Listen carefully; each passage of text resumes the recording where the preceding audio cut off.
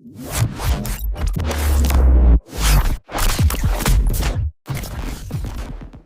right, today we're tackling a massive, and I mean massive, shift in the world of paid search. We're going to break down why the very foundation of Google Ads has moved on from keywords and is now all about something way more powerful: user intent. So let me just ask you this right out of the gate. Are your Google Ads campaigns built on a foundation that's, well, outdated? It's a serious question because the way most of us learned how to do this stuff is quickly becoming a thing of the past. And that leads to this pretty blunt wake-up call from our source material. The quote says it all, really. If you're still building everything around keywords, you're already playing catch-up. The game has totally changed. Okay, so here's our game plan. We'll start by looking at that outdated blueprint. Then we'll dive into what's powering all this change, Google's new AI engine. After that, we'll talk about what it means to start thinking in user intent, get into a practical intent-first playbook, and finally cover the real-world challenges and how you can take your first steps.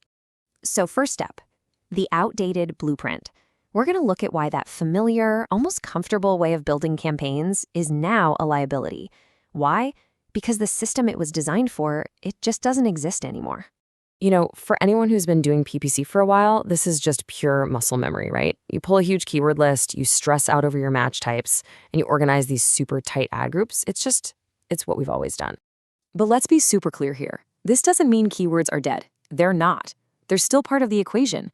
The thing is, they just aren't the blueprint anymore. Think of it this way. They've been demoted from being the architect of the campaign to just being one of the building materials. So if keywords aren't the blueprint, what is?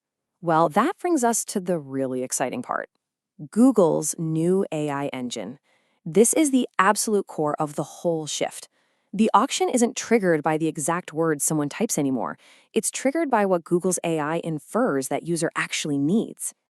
And this slide just lays it out perfectly. Look at the difference. We've gone from a simple keyword matching system to a much more conversational one. Now a user asks a question, the AI figures out their real goal, and then it shows them ads based on that need, not just the search terms. It's a whole new ballgame. So how does it do this? Well, one of the key techniques under the hood is something called query fanout. Instead of just one search, the AI basically takes a complex question, breaks it into a bunch of smaller sub-questions, runs multiple searches all at once, and then pieces together a complete answer. It's incredibly sophisticated. Now, this is a brilliant, real-world example of how it works. A user isn't searching to buy something, right? They're just asking for information. Why is my pool green? But the AI is smart enough to detect a problem there, and it infers a future commercial need. So, boom, it serves up ads for pool cleaning supplies, connecting an informational question to a commercial solution. Wild, right? And that, of course, leads us to the big mental shift that we have to make. It is no longer good enough to just know what people are typing into the search bar. We have to build our entire strategy around why they are searching in the first place. So this means you start mapping your campaigns to the why. You have to ask these deeper questions for every campaign. What's the user's real problem here? Are they just starting to research, or are they ready to buy? What job are they actually hiring our product to do for them? And this changes everything, right down to the words on the page. You're not just writing ad copy that mirrors the search term anymore. No way. You're speaking directly to the user's goal, their pain point, their need. It's a much more empathetic and, frankly, more effective approach. Okay, so enough theory, right? Let's get practical. Let's talk about the intent-first playbook. How does this new way of thinking actually change what you do day to day? Well, it hits 3 really key areas. This table just nails it. Look at eligibility. You're moving away from that tight control of exact and phrase match and embracing broad match and automated campaigns like PMax. For landing pages, you stop just listing features, the what, and you start explaining the solution, the why and the how. And for data signals, you're not just looking at keyword performance, you're feeding the AI rich data like customer match lists. And this part is absolutely critical. If you want your ads showing up in those new AI-generated answers at the top of the search results, what they call AI overviews, you have to play by these new rules. Sticking to old-school restrictive match types will literally keep you out of the game. Now, I know what you might be thinking. This all sounds great, but it's a huge change, and it's not without its challenges.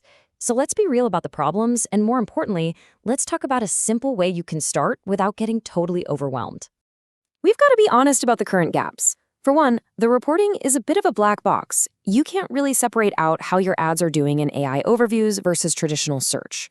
Second, there's this scissors gap, where smaller budgets might struggle to get enough data to really train the AI effectively. And finally, you have to manage expectations. These new placements are often higher up in the funnel, so they're not going to have the same ROS as a bottom funnel search. But listen, you do not need to rebuild your entire account tomorrow. Here's a really simple, actionable plan.